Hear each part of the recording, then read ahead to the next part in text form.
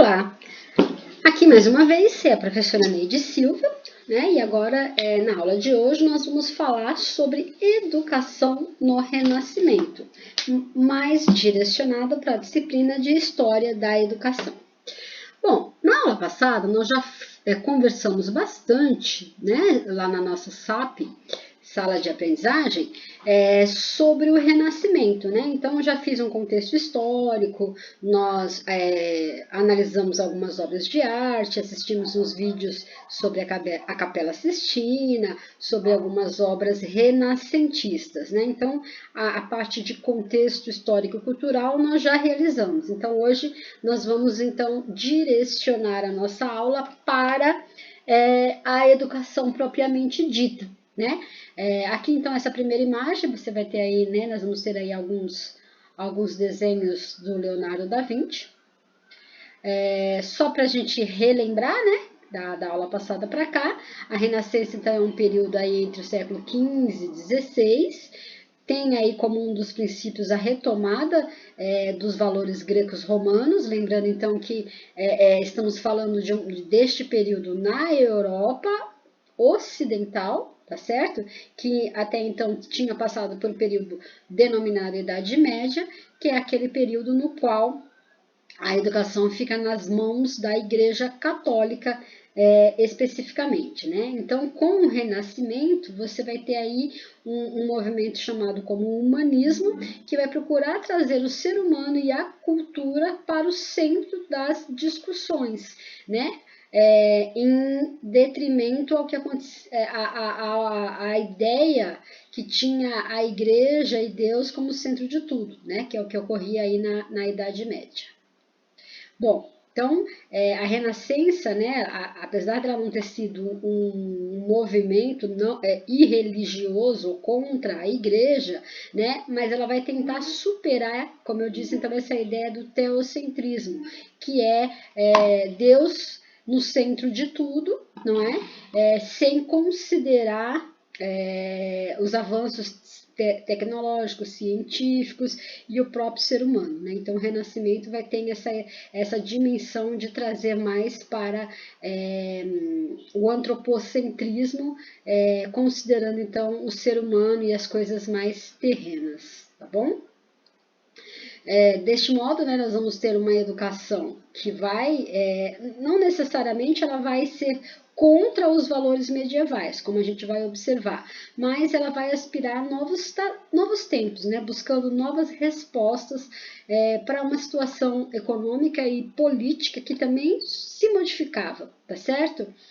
E aí o que a gente vai ter aqui de importante, né, é dizer que vai existir uma procura da secularização do saber, ou seja, tirar do saber, né, do conhecimento desenvolvido, a parcialidade religiosa que estava muito presente aí durante a educação na chamada Idade Média, né?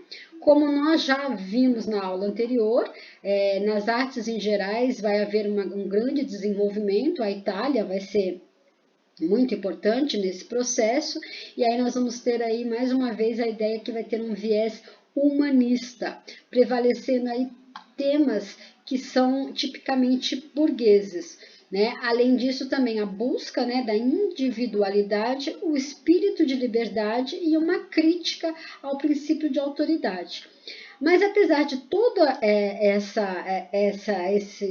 esse viés humanista, tanto a arte como a própria educação, ela não conseguiu se desvencilhar totalmente dos valores católicos, cristãos, né? Então você vai ver que, por exemplo, aqui nós temos um detalhe da Capela Sistina, que na aula passada a gente viu com mais amplitude, né, no qual você tem o sopro de Adão, né, Deus dando a vida para Adão, um tema religioso dentro de uma igreja. Contudo, nós já vamos ver aqui, olha, as formas deste Adão, e mesmo de Deus e dos anjos, são formas que remontam à arte greco-romana, tá certo?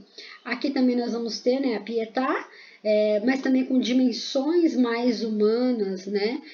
E essa ideia, então, que apesar de ainda trazer os temas religiosos, é feita uma leitura diferenciada e aí com um viés mais humanista, tá bom?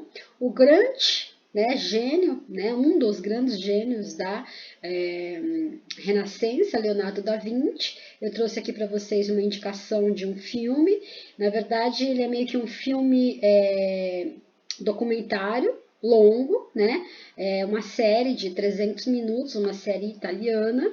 Então, se um dia vocês tiverem interesse em conhecer um pouco mais, tiverem tempo aí, né? Eu sei que agora tá complicado, mas nas férias, etc.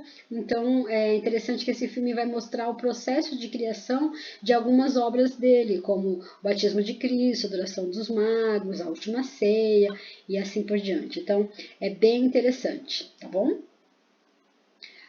Bom, e aí algo importante que vai acontecer, né, que eu já citei um pouquinho, é o que? Nós temos nesse período do Renascimento uma ascensão da burguesia, né? Uma ascensão burguesa.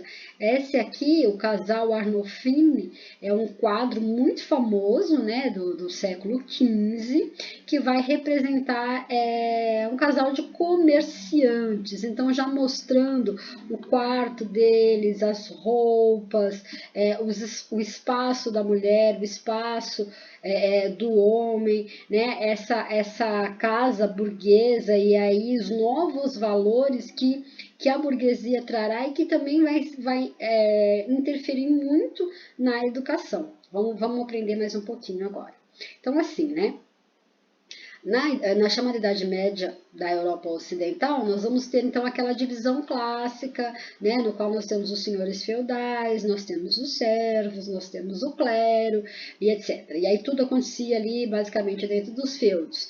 Mas já no final, né, deste período, nós vamos ter o quê? A criação, a volta, o desenvolvimento dos burgos, né, o comércio, o desenvolvimento marítimo, que nós já tínhamos comentado e vamos estudar um pouco mais quando formos falar sobre a história da educação brasileira, né?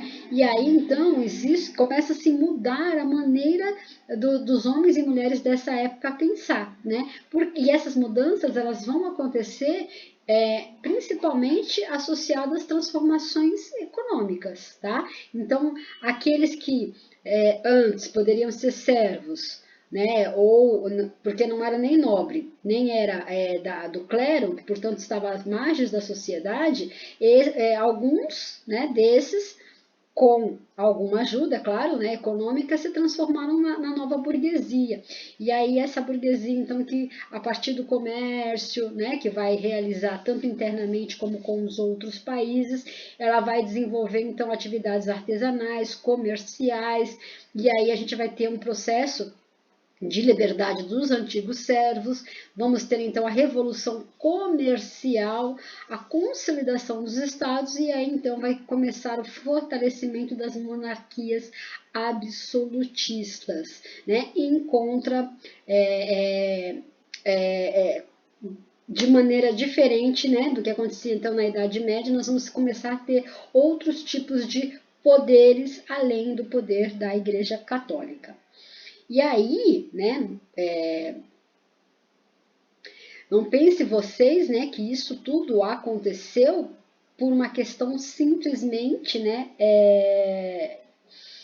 religiosa. Não, nós temos que diminuir o poder da igreja, né, porque algumas coisas que a igreja está fazendo não está certo e pronto, e acabou. Não, na verdade não, né, nós vamos ter um movimento que é chamado de reforma, e depois nós vamos ter um outro movimento chamado de contra-reforma. Então, a reforma, ela acontece, né, que vai dar origem ao protestantismo, vem desse espírito inovador, né, do renascimento, mas existe aí, então, os interesses políticos e nacionais, né? Então vão surgir, né, o luterismo, o calvinismo, o anglicanismo, não é, que são as chamadas posteriormente, que vão ser chamadas então das igrejas protestantes, que são as igrejas que vão contestar a maneira como a Igreja Católica vinha agindo até então, né? Aí nós vamos ter Lutero, que vai pregar as 95 teses, né, contestando a Igreja Católica e propondo aí na verdade, ele vai dar origem aí a um novo cristianismo, tá certo? E essa reforma, ela vai interferir muito na educação, tá certo? Então, nós vamos ter aí, né, como eu disse para vocês, o interesse não vai ser só religioso, né? Existe então um interesse dessa burguesia se libertar daqueles senhores feudais. E uma outra coisa também interessante, né, dessa burguesia e ascensão, é que nós vamos ter que eles querem romper com a Igreja Católica, que também impunha muitas restrições econômicas, tá certo? E além disso, né, nós vamos ter então aqui esse boom, né, dessa reforma protestante, que vem trazer muito a questão da prosperidade, né? Porque os católicos, vamos colocar assim, a igreja, ela dizia que não era a favor dessa ideia de acúmulo, de riquezas e etc. Mas isso é muito estranho, uma vez que a própria igreja católica era e é extremamente rica. Mas, em todo caso, né? No caso dos protestantes, eles já vão ter uma visão diferenciada e eles vão defender o enriquecimento como um sinal de favor divino. Então, enquanto a Igreja Católica dizia que não deveríamos buscar o enriquecimento na terra e etc., os protestantes vão dizer não. Né? Aqueles que conseguem enriquecer por meio de seu trabalho, seu comércio, etc. e tal, na verdade, então, eles estão recebendo um favor dos céus, tá? Bom, aí eu gostaria de indicar para vocês um outro filme, né, chamado Lutero. É um filme já de 1900, acho que é de 2003, se eu não me engano, tá? E aí ele vai trazer um pouco, não é nenhum clássico, tá, gente? Não é uma grande produção, mas é um filme interessante por termos históricos, né? Vai trazer então um pouco como ele vai pregar as 95 teses na igreja, e aí ele vai acabar sendo perseguido, né? Acaba desafiando a igreja católica e outras coisas mais. Então acho que é um filme interessante de assistir para poder entender um pouco mais sobre esse período que é chamado de Reforma Protestante. Mas vocês pensaram que a igreja ia ficar quietinha e ia deixar o Lutero, né, os anglicanos, esse povo fazer o que eles queriam? Claro que não, né, gente? Então a Igreja Católica, que era muito forte, era e é muito forte, vai então organizar a Contra-Reforma. E aí nós vamos ter as Inquisições, né, que inclusive no Brasil chegou a atuar, tá certo?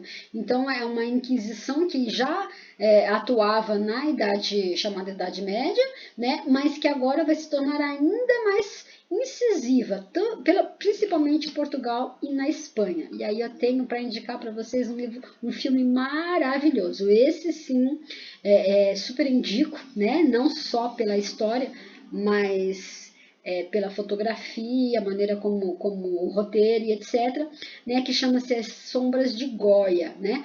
E As Sombras de Goya vai falar sobre a Santa Inquisição na Espanha, né? Então é muito interessante para mostrar os porões da Igreja Católica, mostrar como é que a questão da tortura, como é que eles conseguiam, né, que as pessoas confessassem que são bruxas, né? Também com aquelas torturas você confessaria qualquer coisa.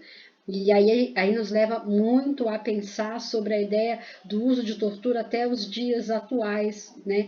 Agora, não mais pela igreja, mas por muitos governos autoritários, pela polícia e etc., em diferentes partes do mundo, tá? Então, super indico, esse filme do Goya, Sombras de Goya, é maravilhoso. Bom, aí agora então eu vou parar e já continuo com as informações educação no Renascimento, tá bom?